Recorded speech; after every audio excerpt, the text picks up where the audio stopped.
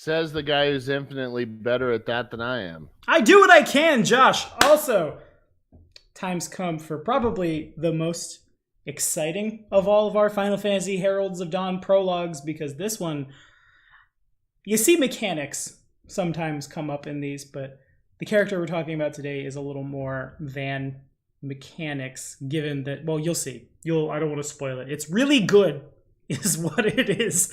I'm kind of. Jason and Tiki together are powerful because they're both very smart, very, like, hands-on savvy individuals, and when those two brains come together, you make a sort of mega hive mind think tank thing that is sure to break the encounters. But when the class breaks the encounters by being the class, it's very terrifying. I always forget to say this, but I'm going to say it now, and I'm actually going to open my Discord so we can look at them. It's Josh, Jason, Nick, Tiki. Ross is not here. Ross is indisposed, and Idaho now as well. Thank you guys so much for your support on Patreon, making this happen for us. You guys probably know Nick. He's been on the channel a lot, actually. He was in Hail the Gorilla King as a dwarf inquisitor that got kind of like... I will say there were some people in Hail the Gorilla King who suffered a worse fate. But... nevertheless, it was sweet to see a Druger run around. He's also Grazik in our Wrath of the Righteous game.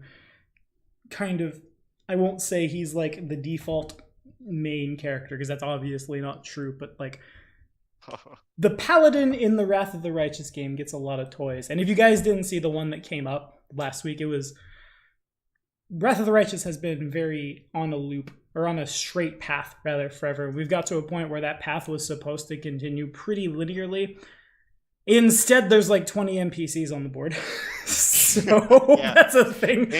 Things have taken an interesting turn with that game, and for like being a paladin, for just the one that I decided to play as was off the rails.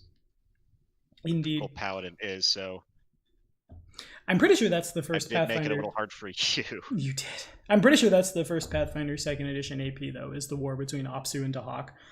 I think that's what it seems to be sounding like. I've been fingers crossed. We also need to talk at some point, the Wrath Squad and I, about who's going to run those mongrel men if a fight breaks out. In any case, Nick, tell them what you are playing and how scary it is for everyone, if you would.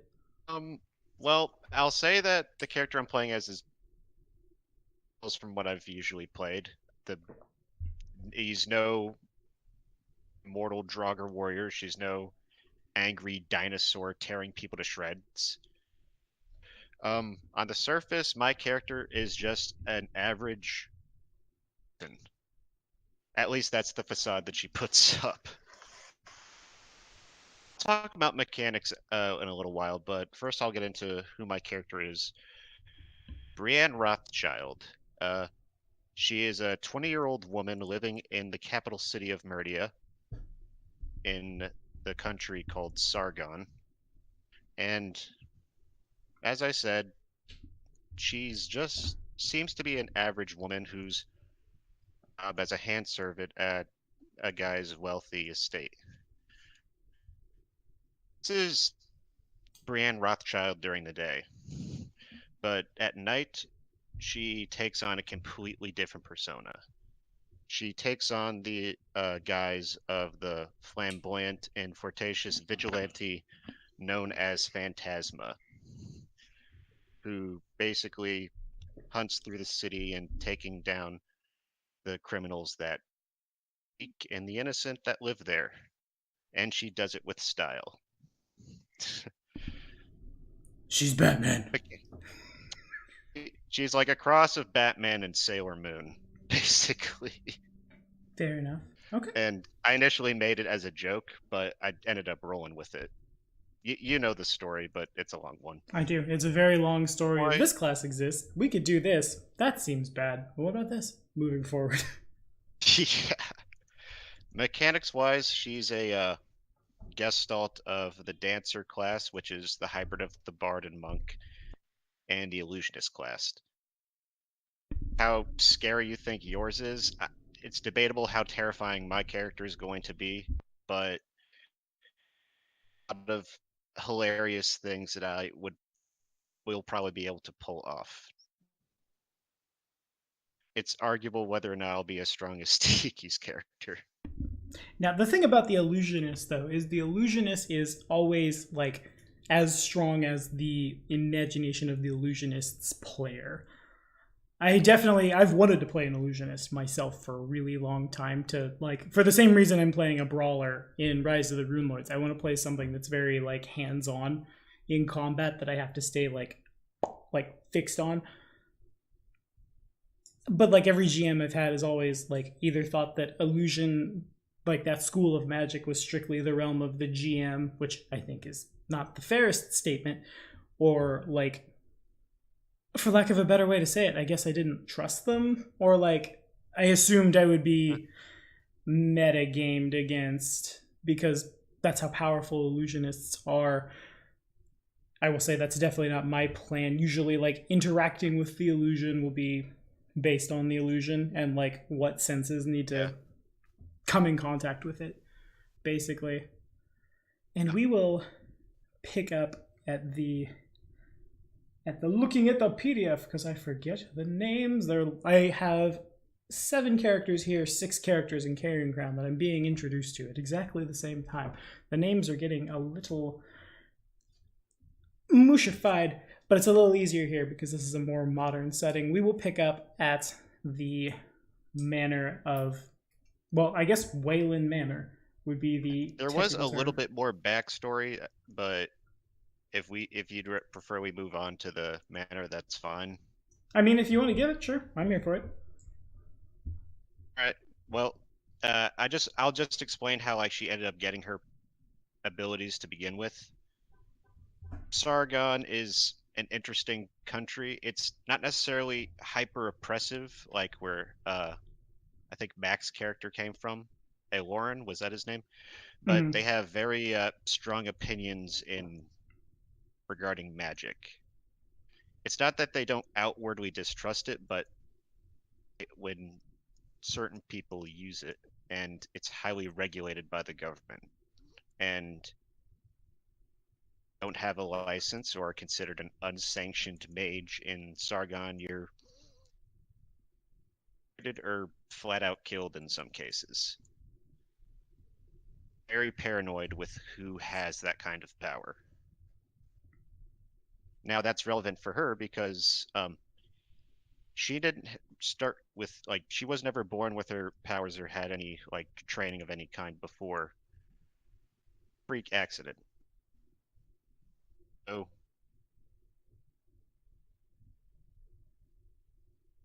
Uh-huh. when she was younger, she met a very strange and very ugly looking house cat away in her family's diner. And she thought it was starving, and as cats do, it kept coming back day after day. This became like an unofficial pet for her.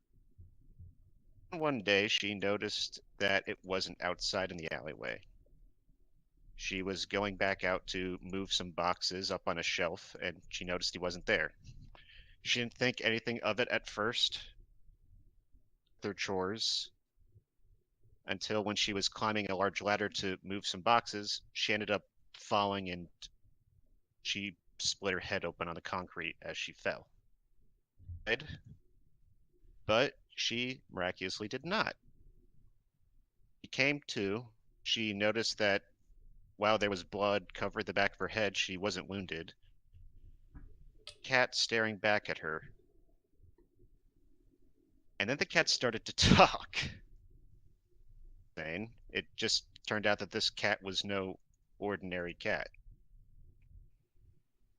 Whatever he was, he introduced himself as Jareth, and he told her that he used to be a familiar to a very powerful mage who had died a few years ago, essentially left masterless. So, food, the first day that they met, had saved his life, so he tried to return the favor after she had fallen, and by taking basically all the magical energy that he had composed in himself and into her as to like brute force her body to heal itself with all the magical energy in it. That had a side effect of both binding himself to her will and giving her magical powers.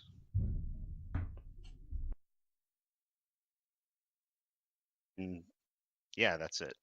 Okay, fair enough. And ugly cat, by ugly cat, remind me, we mean the like a sphinx cat, right? I think it's Sphinx cat, but instead of like pink, he's got like a really gross mottled pale skin. Zombie sphinx cat. Got Luna it. from Sailor Moon. He's like the anti-Luna Fair in enough. terms of looks. Makes sense. Personality-wise, he's kind of like Salem from the Sabrina show. He's kind of like a little smart aleck. Hashtag only 90s kids will remember.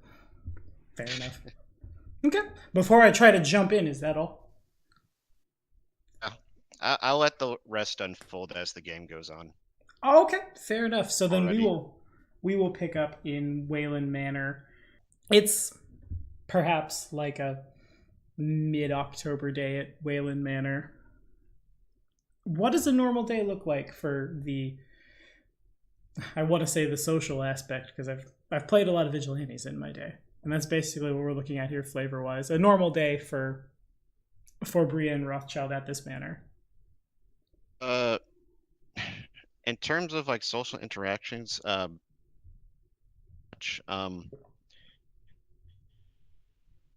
her working there, it's more of like a guise to like any of her other.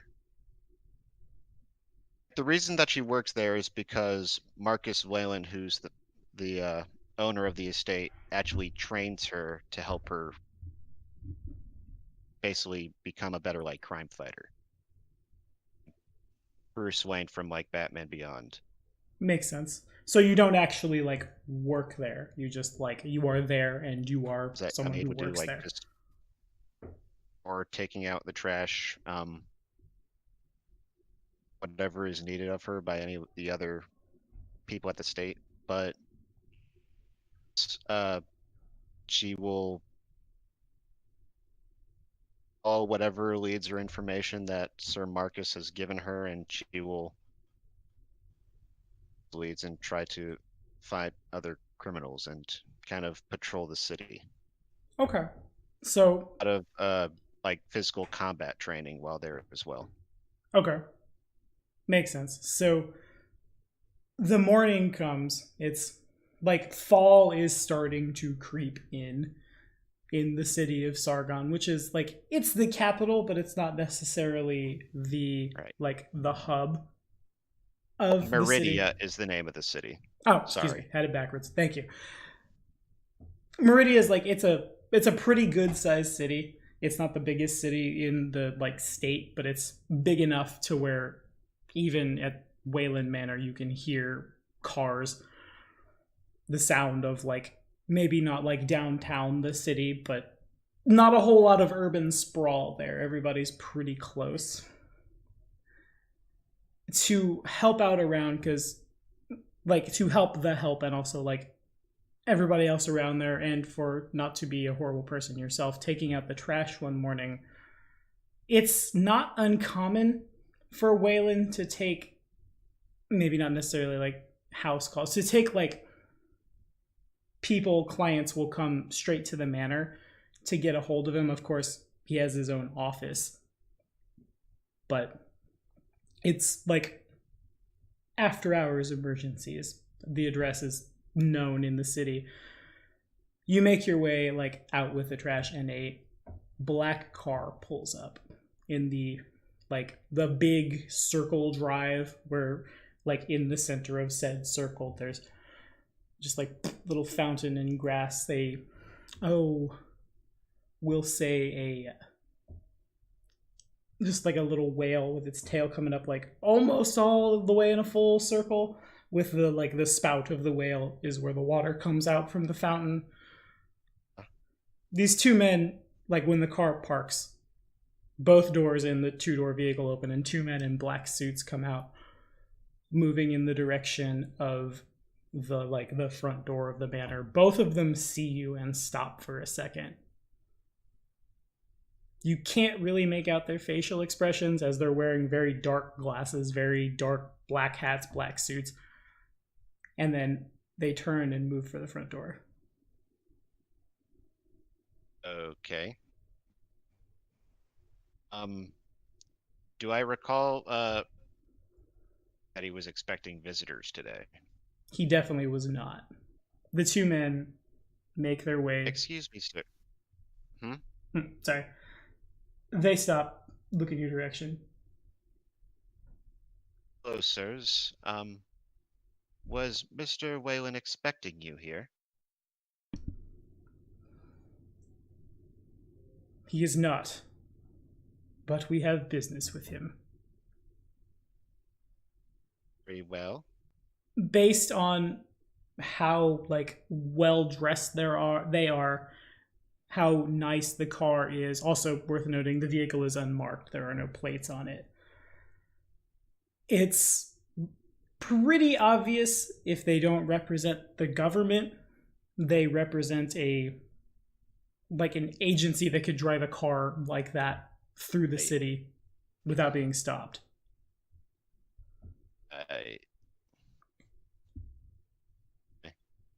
Well, I'm definitely gonna have my guard up, and play it cool for right now. Okay. In that case, both men make their way to the front door and they knock. Oh, Brienne will go up and Sir Marcus down for them. Okay. They both nod. And I'm gonna go make my way through the manor and try to find him. Okay. I also like to see if I can find Jareth. Is Jareth... Yeah, familiar. Right. Is Jareth common in, do people know he exists, I suppose?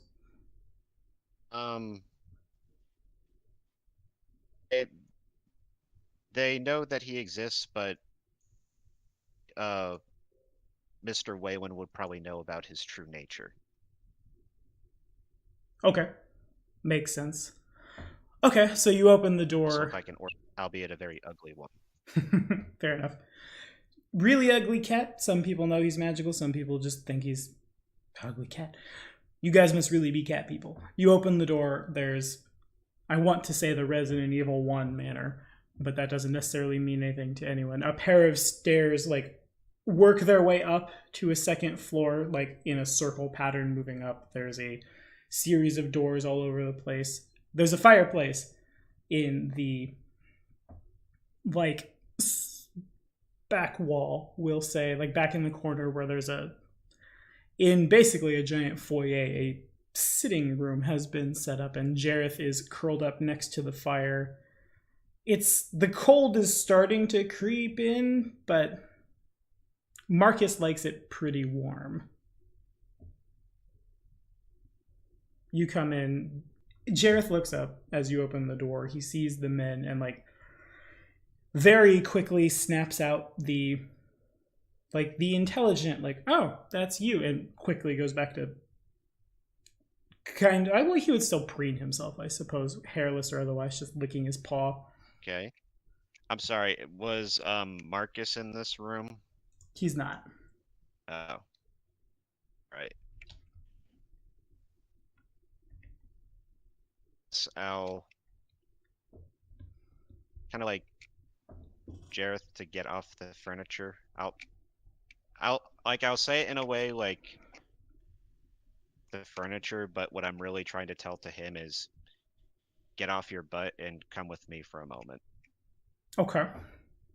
I have to make a bluff check for that? No, you don't. You guys are so close together, the pair of you, that you don't have to really you know how to speak in code to one another. You move over and try to shoo him, and he looks cat indignantly in your direction, jumps down, and then begins twining around around your legs as you begin making your way to a back room where The detective keeps his study, which is where he usually is when he's not training you or at the office or like just out on the town. Oh. I apologize, sirs. I thought he would be in here. They have let themselves in. As like you turn around, they've like you have opened the door, go get the cat, try to find her, and they just kind of like walked in, and they've basically fallen in behind you to form like a V formation with you at the point. Okay. If he's not in here, where else would he be? He makes his way from the back room down despite the like more like temperate region in which you live, his short cropped blonde hair, bright one green one blue eyes marks him as an albed. He comes in just, gentlemen, welcome, what can I do you for? Remove the help. We have much to discuss. He looks at you.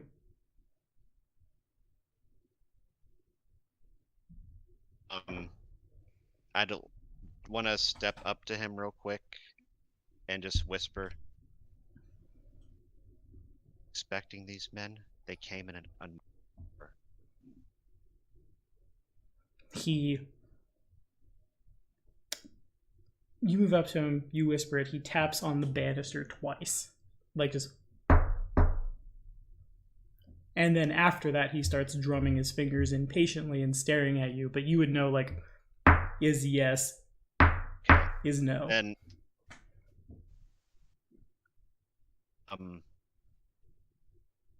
I'll be waiting outside. Just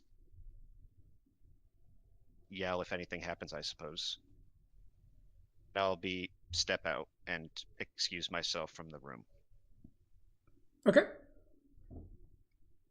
You do so. It's incredibly quiet outside. You can still hear the sounds of like the city, but it's as if like a pall has fallen almost over the manor. Usually around this time, there would be more of the help moving around the place, and that includes being outside. They are nowhere to be found. Okay. They're coming from the room. I'm sorry? Against the door. You hear leaning up against the door. Well, come back to my study, boys. We'll talk all about it. And the sounds of footsteps moving away.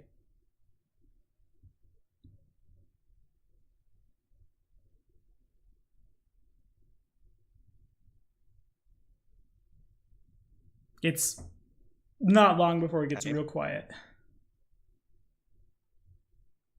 Well, all right.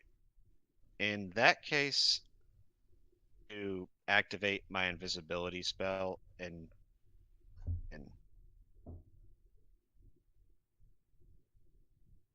okay.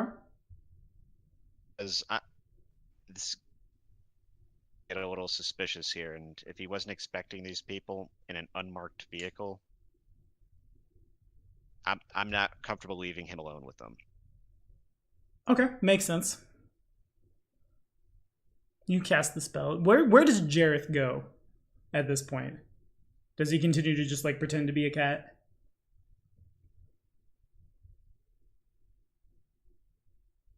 Or is it like outside? And I will leave the door open. Okay, gotcha. I can still feel his empathic link, so if anybody else comes through this way, I'll be able to tell as long as he's staying out here and keeping a lookout. Makes sense. Familiars are very good. Okay.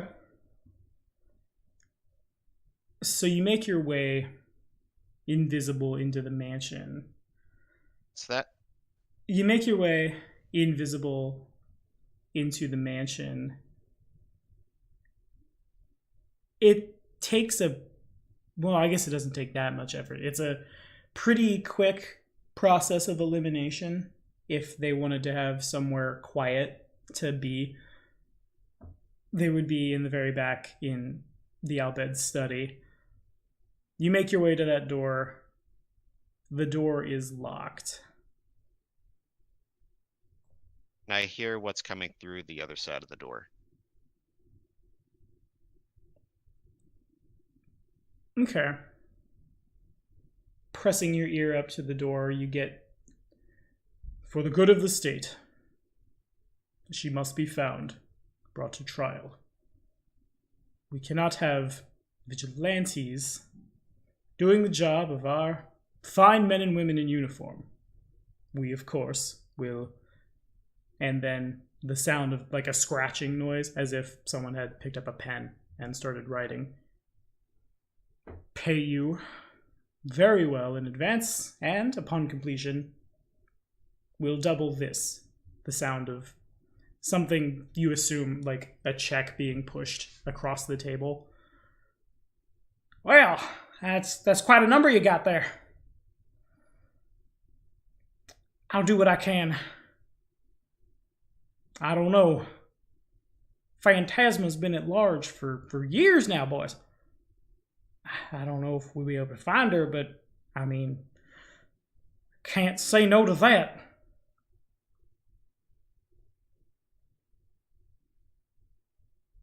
"It's for the good of your people. You understand, of course, yes?" "I do. I trust you boys can see yourselves out then?" The sounds of footsteps approaching the door. Okay. I'll door and just hide in a corner. Okay. The door opens. They just assumed that I just left, so Yeah, stick in the corner and wait for them to leave. that seems logical. Okay. The door opens. The two men walk out. You hear the sounds of the front door eventually closing. The sounds of a vehicle starting up.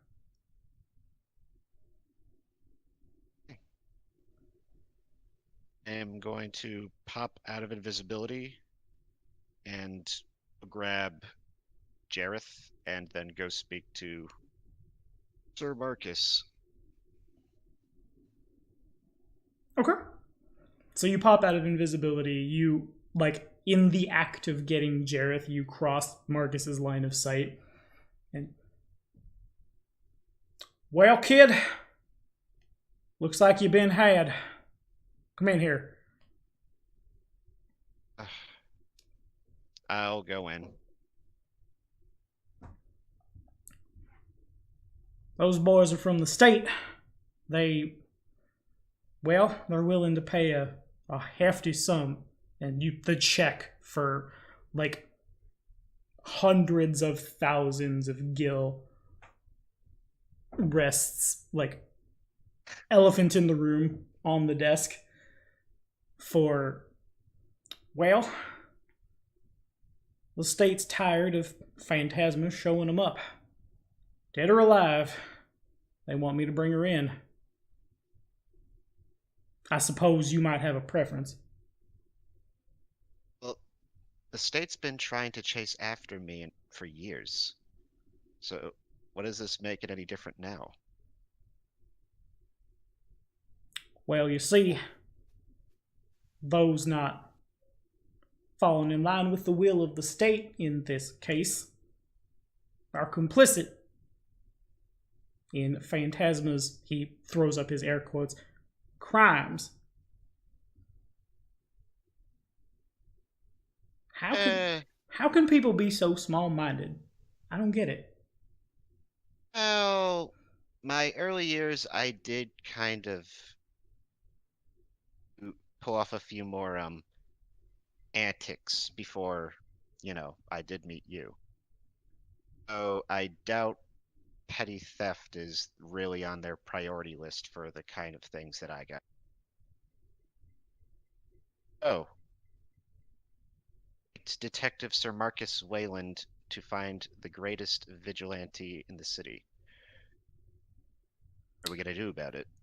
Well, What are you going to do about it, sir? what am I gonna do about it? I kind of say, I don't know. I don't know, girl. I'm still kind of hung up on the part where people put on a uniform and then, well, they expect to be the biggest and best and brightest, and if they get showed up just because they don't possess of, oh, hi there, Jareth. Hello, Albert. The cat makes its way into the room. Just because they ain't possessed of the talent you are, I gotta get rid of you.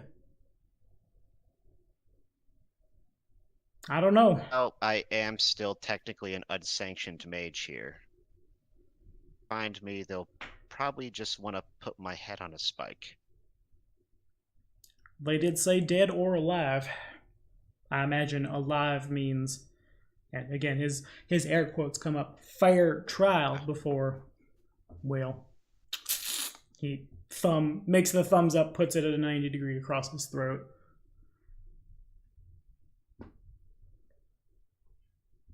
We have to do something. I suppose I should just lay low for a while. Suppose you could try it. They're gonna need something, though. I don't imagine they're gonna just give up, nor will they expect me to just not know where you are at the sudden. Well, if I'm dead, they'll put this case. Was it?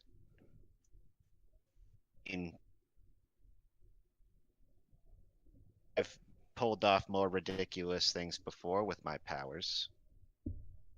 See the Phantasma fall under gunfire to the great Sir Marcus Wayland, then case closed. Seems to And track. I'm hinting at, like, using my illusion magic for that. Of course. Well, suppose we could fake your own death. Gonna need to be pretty big, though, I imagine, given that we can't exactly hand them a body. You don't happen to have a twin somewhere that you haven't told me about? Maybe we can, and he again, thumb across throat. Take one for the team, greater good of the state. Not exactly, but if, put on air quotes, if I die in a way that would make a body unrecoverable, then that wouldn't matter. Okay.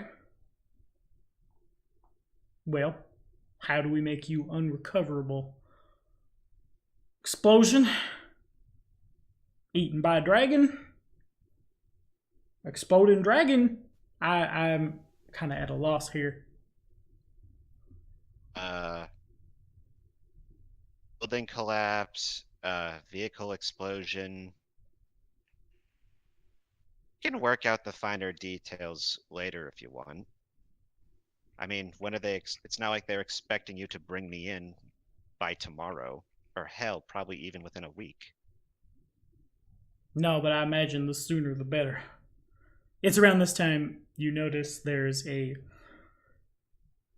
made from basically the finest porcelain that money can buy and earn, that once contained Marcus's mother's ashes, has been shattered on the floor. I don't think they want to wait. I suppose I'll clean it up, sir. I'm sorry. No, girl, you ain't got to worry about it. What's done This is is what done. you hired me for, isn't it? I should at least act the part. For who? For the cat? For me? Ain't nobody here gonna see it. Oh.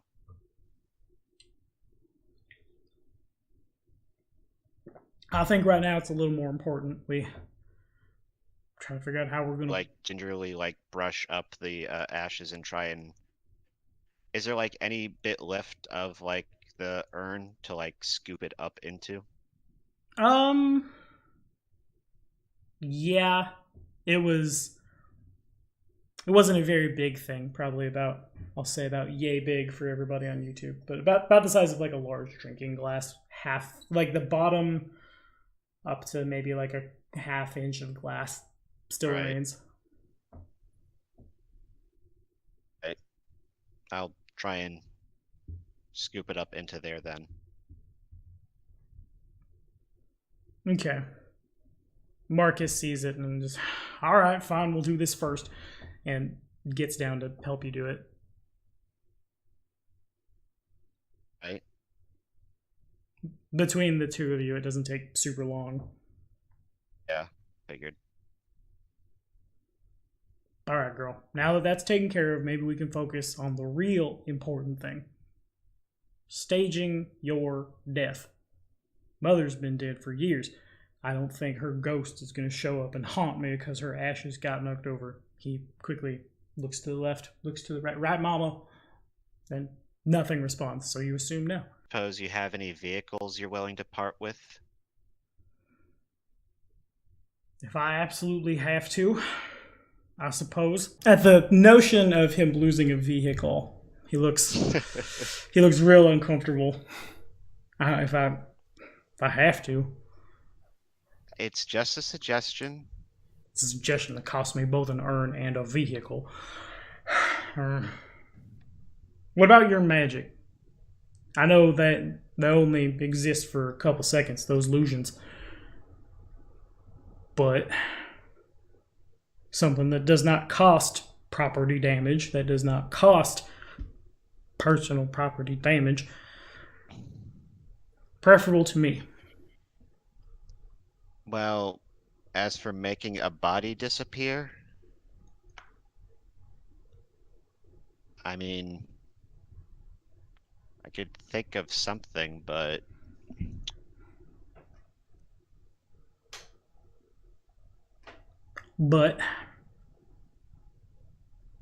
I'm not sure.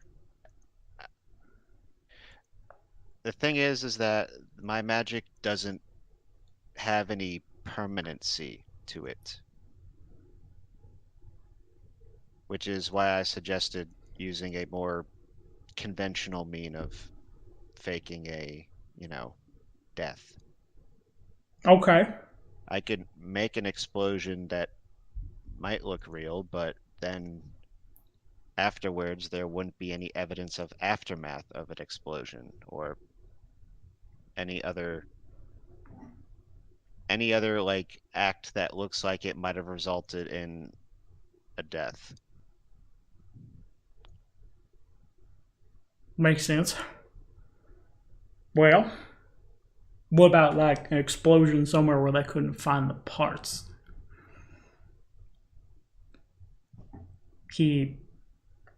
From underneath his desk, he opens a drawer.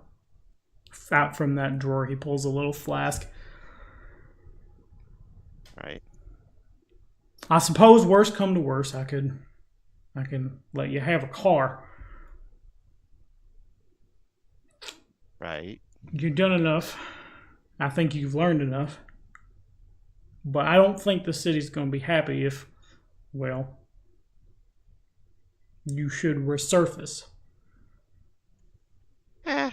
I'll just throw in a different costume and come up with a new persona. And then we loop this whole thing again for the rest of your life, girl. A lot can happen between now and the rest of my life. I could try and figure something out. I suppose that's fair. Hey, you're the one who came to me with wanting to do this, sir.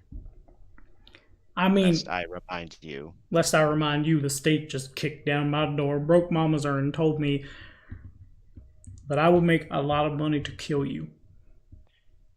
And that'll happen. Or at least we'll make them believe that that happened.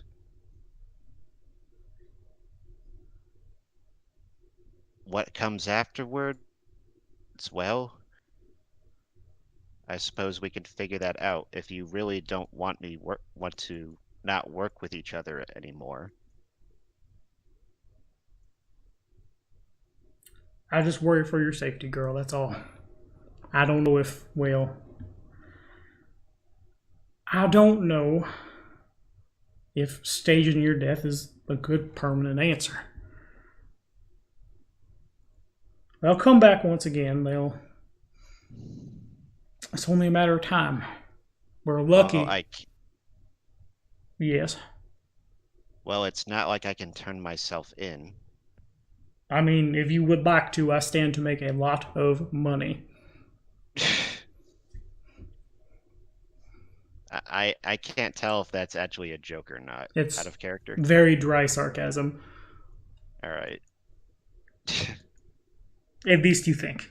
It's hard to say. He is a man of wealth, but that doesn't mean you just like when that check comes across the table that is your wealth that would double your wealth. You don't just turn your nose up at it. Right. Okay. So this whole time, there's been a radio in the background that's been just like quietly playing some. By her accent, she sounds possibly like a Vieira woman. It's hard to say, but the lisp is definitely there, singing over like the piano and some guy playing a cello. It abruptly, like as the song ends, we interrupt this broadcast to bring you urgent news.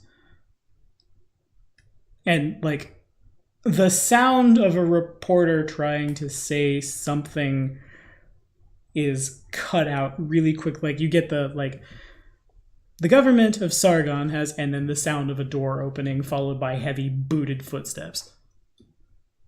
Is that coming from the radio or coming from actual? Okay. Coming from the radio, yeah. Followed by the sounds of gunfire. Oh, goodness. Well, guess I'll need to find me a new radio station. I have no idea what's going on, but I have a feeling the state has more cards to play than what we've seen. We should get at it. And then, like, you hear the sounds of gunfire from outside as well. Oh, from this not coming from the radio this time. Right. Radio has gone to static. Now you hear it, like, off in the distance. Oh, snap. I'm gonna call Jareth to me and look out the window. Okay. Do I see anything out the window? So the manor is pretty far away from the it's in the city, but it's pretty like secluded behind a pretty large barrier wall, so not really. You can see a little bit of smoke is rising. That's about it. Oh, goodness. Where was any of the other staff? Are they around at all? Do I see them out in the courtyard at all? Yeah, they've all kind of like huddled together. They're not like huddling in defense, but I mean like gunshots go off in the distance. Everybody's confused and milling and panicking and what's going on-ing.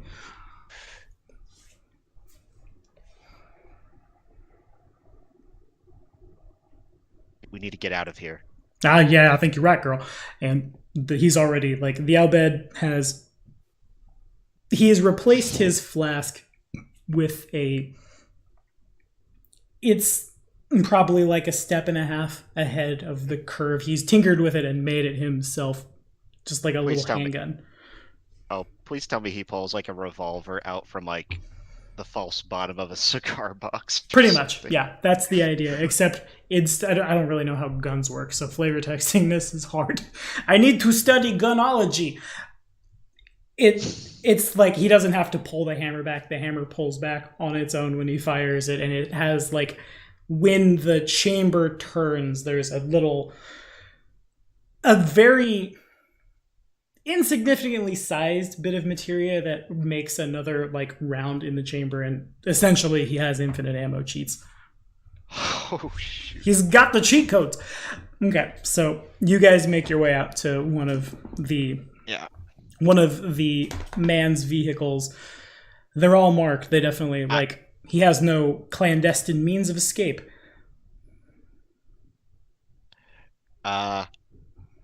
I'll slap a major image on one of there. He does now. Okay. What is the duration? I think it's... Oh, wait. I don't think it actually does have... On. I'm gonna look it up right now. That's fair. We're all gonna learn how to play illusionists Sorry. together. Also, this seems to have fixed my call problems as well. I guess it's just Discord. Yeah, it sounds like it's coming through much clearer now. Okay, cool. I did it. Okay, never mind. It's concentration. Okay, so you can I concentrate while you're in a vehicle. All right. I take it he's gonna be driving, or should I drive?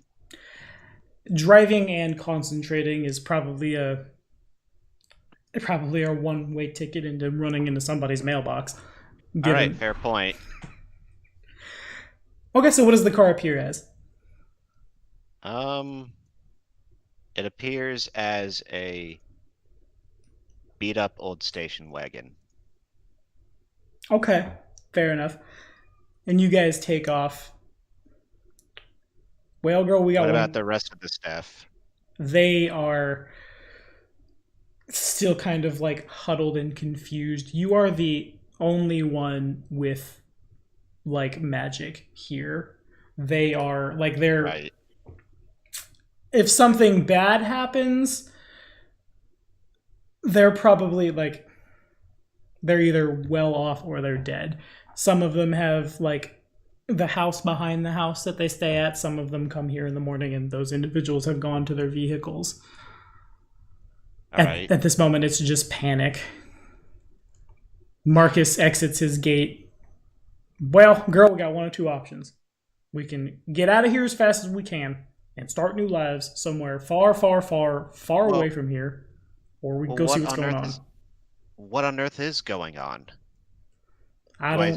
As we're driving through, do we see anything else? Yeah, you do. You turn the corner, and there are images of the like all of like the major heads of state. What kind of government is Sargon? Would you say? It's an aristocracy. They have like nobles and royalty that run the country. Sure, that makes sense. Okay, so images of them in like grandeur on very fancy, I want to say rugs, but that's wrong. Like flags with their images and big rugs and things. I will say rugs. Why not? Thrown over buildings. Glory to the nation propaganda all over the place. You turn the corner and there's what race haven't I used yet? They're pretty small, kind of just like, oh, why not? It can be one of them. The whoop that goes up and over with the little red poof ball is the first thing you notice as it's kind of like swaying back and forth out the top of. They're out of fashion for obvious reasons around these parts because magic is very heavily regulated, but some people wear them ironically and some people wear them defiantly. A black mage's hat. He and several other, this little Moogle and others in similar magical gear have been lined up against a wall. As you turn the corner, the firing squad does their job. Oh, Jesus. Or, oh, Bahamut. Oh, somebody out there, some divine being. I think I'm beginning to understand why the state wanted you, girl. Oh, jeez. Wait. Oh, no. So, they're starting a freaking revolution now. Wouldn't call it a revolution, I'd call it a purge. Oh, God. Oh, gods. A white mage, you assume by their dress and the staff they are carrying, tries to run up to his friend who has been shot, and then there's another and that's not the sound a gun makes, obviously, but y'all understand. And down he goes. All right, I need to get out. No, I think I'm starting to like that fake your death part a little better. Well, what do you expect me to do? Just leave? What about my family? What about you? Your family will be fine. I will see to it. I will be fine. I will see to it. I got a brain. I ain't got no magic. You got a cat. A cat is giving you magic. You and that cat are... And then you turn the corner and several They're probably about quadruple the size of your typical like wanted poster that you might find in ye olde western town, with several images of very clearly like magic users. Some of them are like known like state officials. Some of them have high military positions. You appear as well. Not you, Phantasma. Right. Alongside these, you see a lot of general, like, Red Scare-esque, like, you never know when the magic user will appear. Do you really know your neighbors? Report anything unusual or magical to, and then there's a phone number listed. Right. Oh, boy.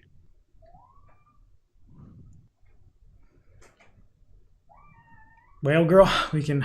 And you turn, like, another corner is turned, and I want to call it makeshift, but that's not exactly accurate. It's just not a permanent fixture. A blockade has been set up by military forces. There are a pair of tanks that have blocked the road, save for like just barely enough for like a car to squeeze through. Maybe several armed soldiers stand in front of, like, you have to like come to a stop as a line has formed. The street is incredibly narrow, and there's a car behind you. Oh, dear. So is it setting up like a checkpoint? That would appear to be the case, yeah. Oh, dear. Meanwhile, people are just being shot up and killed around the city right now. It's around this time you notice the windows they're not bulletproof. And they're down enough so that like you two can both hear if something would be happening and you're not actively looking at it. I don't want to say Hail to the Chief starts playing over loudspeakers, but you get the idea.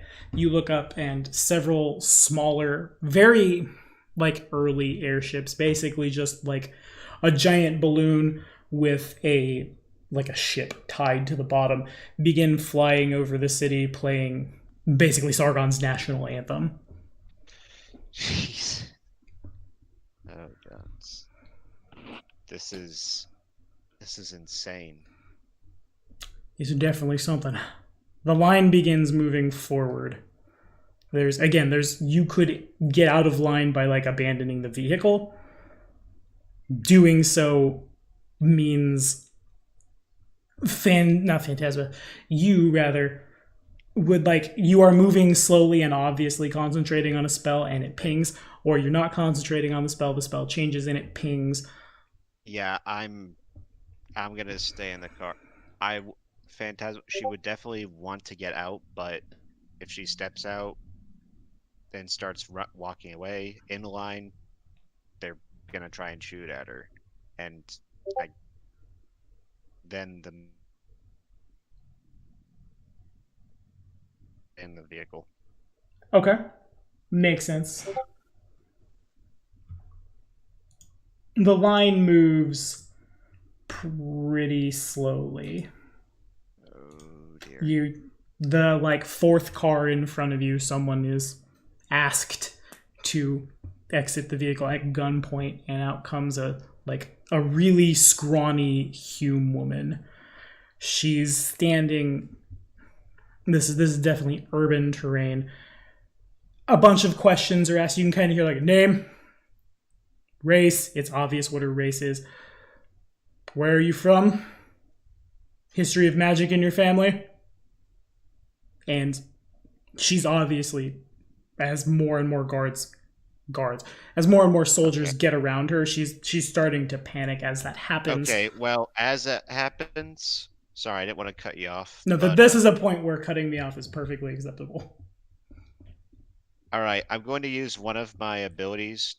I have a veil power that lets me maintain concentration as a swift action, so I can perform another action. Sure. I'm going to use that now, and I'm going to try and cast Major Image in... Is there like an alleyway that's nearby? Yes, but they're guarded. At least like passively. Okay. Well, I'm going to make it appear from around one of the corners of that alley that I want to make the illusion of like a figure, like a black mage, comes around the corner and fires off a um, firebolt spell. Just like make it look like there's somebody taking pot shots at the checkpoint and then scurrying off Okay. to try and distract the guards. That makes sense. You do so. A figure in dark robes and big hat walks out, levels their hand, says a thing, and the fire comes out and hits somebody in the chest. That individual kind of like... Can that spell do damage if they fail to save? You want it to do No, pot shots but- as in like fire over their heads. That makes sense. Yeah. I didn't want to actually make it look like it's hitting somebody. That makes sense. We are learning how to be illusionists together. Okay, so comes around, fires the thing, goes over someone's head. There's a general confusion as some people realize it's an illusion and some people don't and begin firing as well as this thing is able to like dodge out of the way. Some people hit it and like, illusion! Illusionist! Looking around, find them! And the woman, she uses this this moment of confusion to take some of the like the cement she is standing on, raises up into her hand, and she forms a ball and throws it.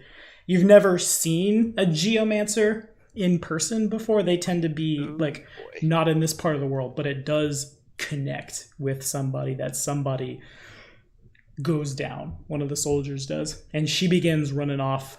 And that's kind of where everything gets set off. You see the tank is classically referred to as an M34 Cerberus.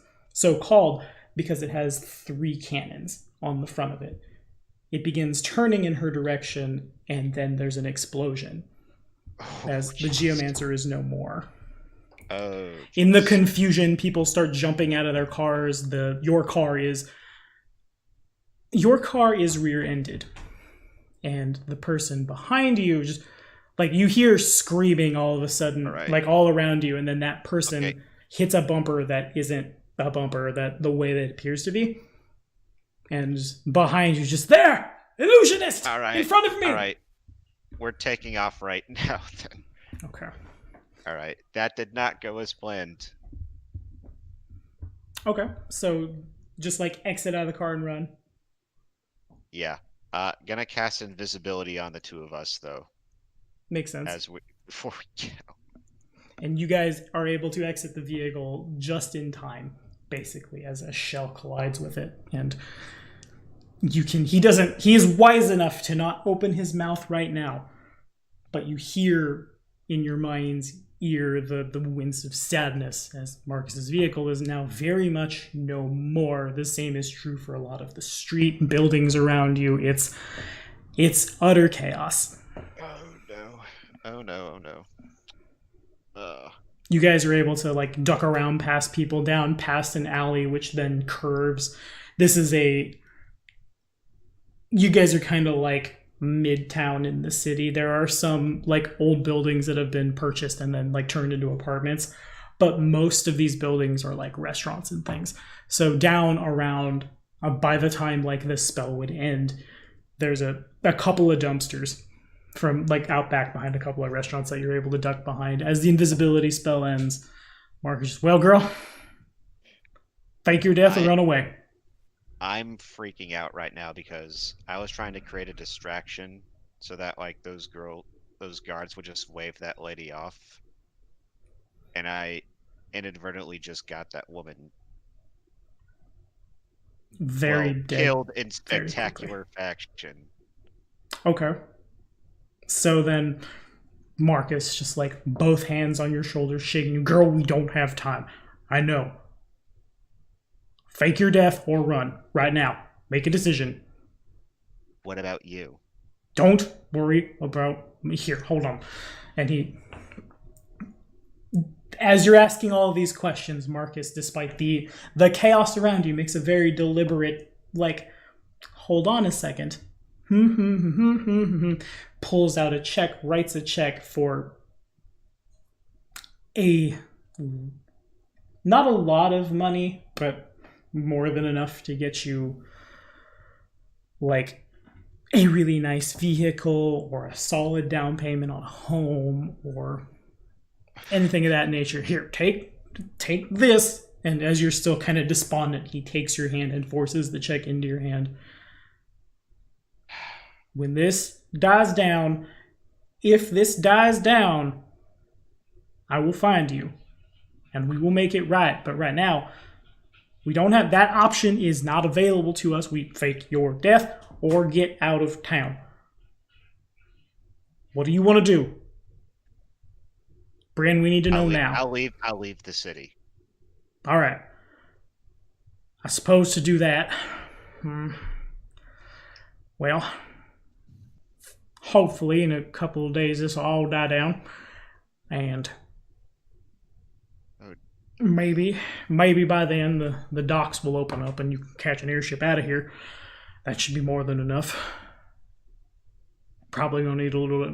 Let me get that check from you. He takes it back and adds like 10 more gil on top of it. They don't ask a lot of questions in the city. You can definitely just scratch out the check and like he adds 10 more gil and signs it and like, you know who I am. I'm a famous investigator. Take this check, please.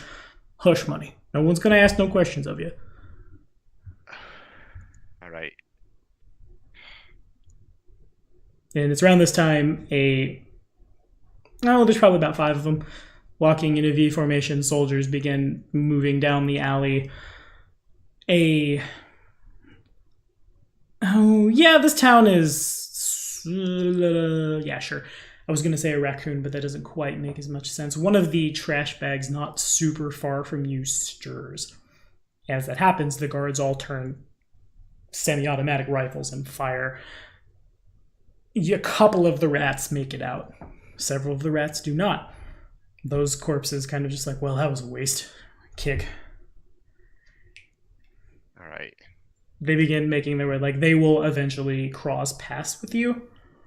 Okay. I'm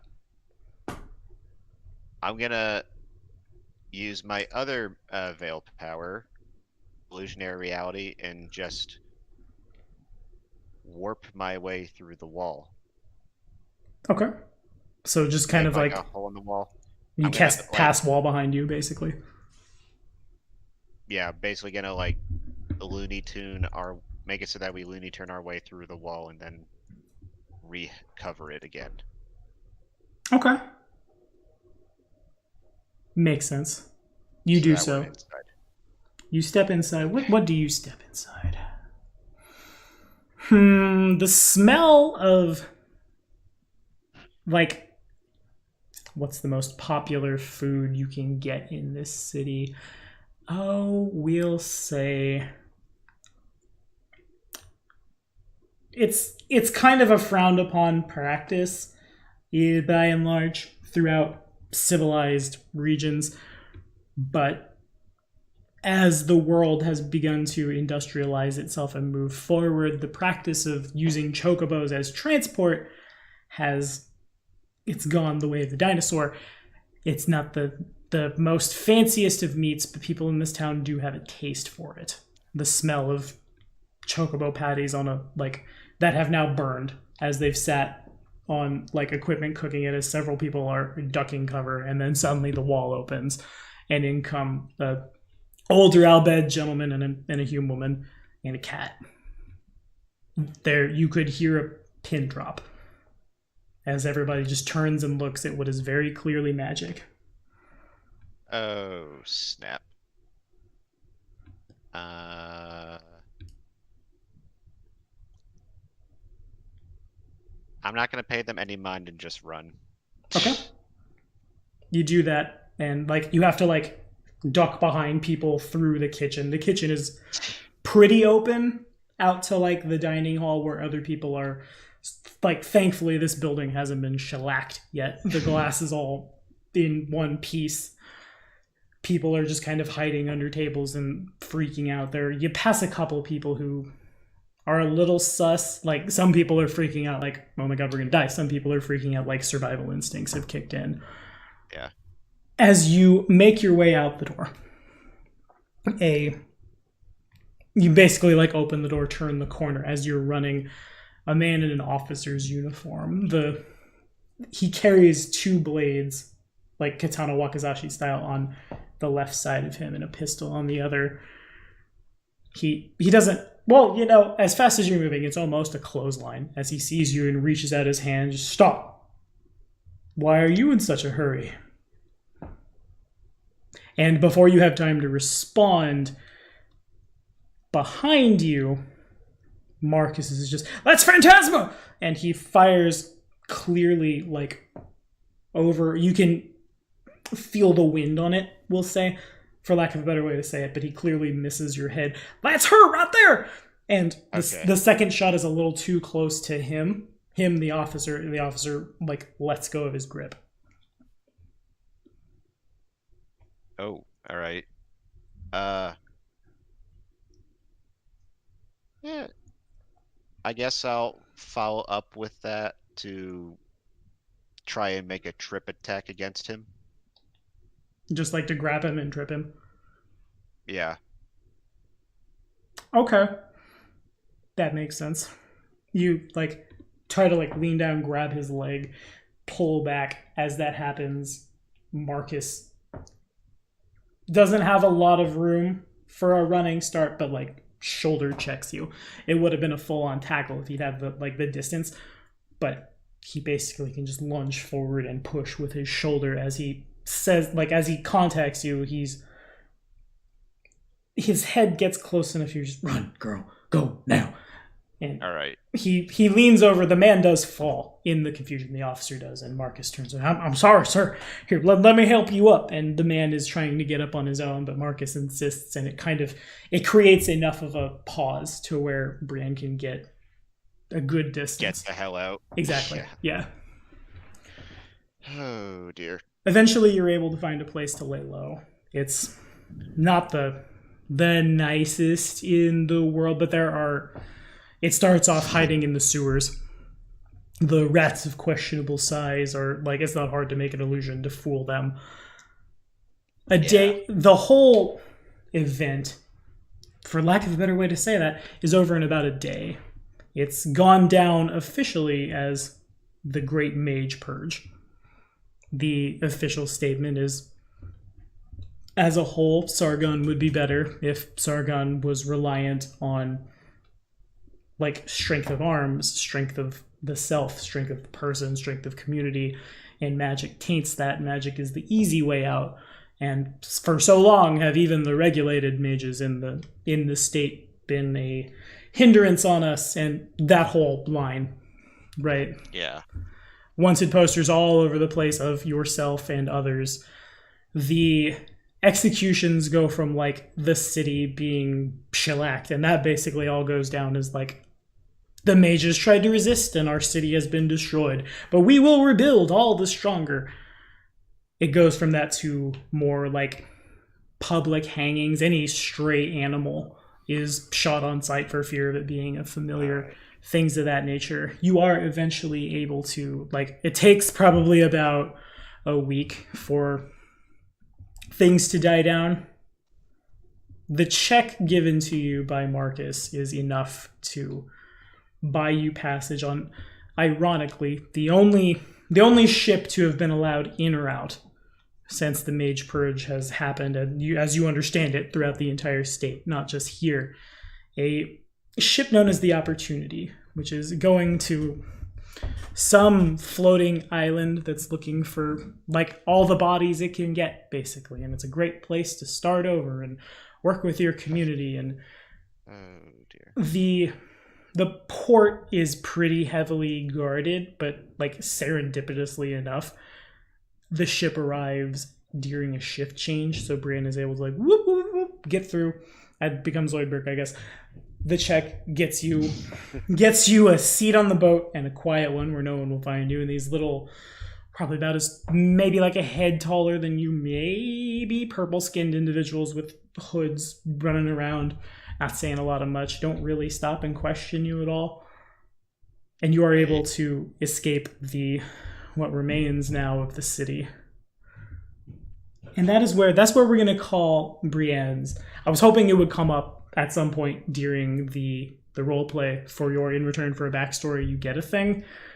So instead, I guess I'll just explain mechanically what it does. But it would have been better if old Jareth could have got to do it himself. I also love how I tried to do a detective voice and it went to a redneck voice, but that's canon, I guess. So the All right. the illusionist has a power, and it's a very good power, that when you cast an illusion spell, one inanimate thing becomes real. Yeah. Which is crazy. Also, which is what I tried to demonstrate. What I did with like going through the wall, I tried to use an illusion to create like, a hole in the wall to try and pass through it. That makes sense. That ended up not working out too well. Funny how that works. So the thing about it is like the spell can cause no harm. The spell can't like directly or indirectly, things of that nature. I'll say, and again, this is a class that requires the creativity of the player. So I imagine like however good you are as an illusionist session 1 by session 25, like you're blowing yourself out of the water. But I'll say once a day, that seems balanced. To make an illusion real, when that happens, Jareth has to be close enough to touch one part of the illusion, and that part of the illusion must be, I won't put a weight mechanically on it, but light enough reasonably that a house cat can move. That part of the illusion can be animate. Okay, so make it so that the power is once per day. The power, this is just one thing that Jareth can do. The power works forever. But once a day, call it a swift action from Jareth when Jareth is close enough to touch it. That, like, if you were to create an illusion of a cat, say, walking down the alleyway you were just in, if Jareth can touch the illusory cat, the cat can be an animate thing and real for a couple of seconds before winking out. Oh, okay. That power may not seem as good as giving Tiki 1,000,000 job points, but again, it's literally just as good as the illusionist can brain it out. And that's super exciting for me. Yeah. And thank you guys so much for watching. I'm very sorry in advance for all of the Discord poo-poos that I've had. I don't know why Discord doesn't want to play nice, but Hangouts seems to. So problem solved. Tomorrow, we'll be back with our second to last player. I won't say one of these things is not like the other, but that's kind of how it is. It's another interesting character concept. Well, I won't spoil it for you. It kind of reminds me of the name of my own channel. And then we have one more after that, and then we'll do our first session. Thank you guys for watching. Be sure to like and subscribe for more videos. Say bye, Nick. See you later.